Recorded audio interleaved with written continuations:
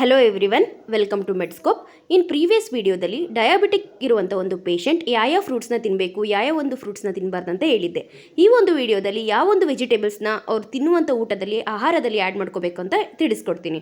Until that watch my video without skipping anywhere. ಮೊದಲಿಗೆ ಬಂದು ನುಗ್ಗೆಕಾಯಿ ಇಲ್ಲಾಂದರೆ ನುಗ್ಗೆ ಸೊಪ್ಪು.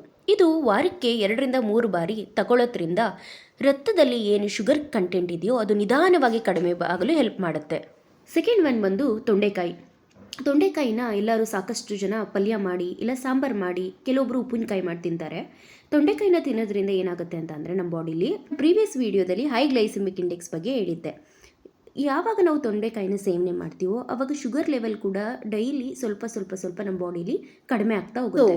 ವಾರದಲ್ಲಿ 2-3 ಬಾರಿ ತೊಂಡೆಕಾಯಿ ತಿನ್ನೋದ್ರಿಂದ ಆರೋಗ್ಯ ಕೂಡ ಉತ್ತಮವಾಗಿರುತ್ತದೆ. ಲಾಸ್ಟ್ ಒನ್ ಬಂದು ಹೀರೆಕಾಯಿ ಕೂಡ ಬ್ಲಡ್ ಶುಗರ್ ಲೆವೆಲ್ನ ಕಡಿಮೆ ಮಾಡೋಕ್ಕೆ ತುಂಬ ಹೆಲ್ಪ್ ಮಾಡುತ್ತೆ. Thank you for watching. Like, share, subscribe for further informative videos.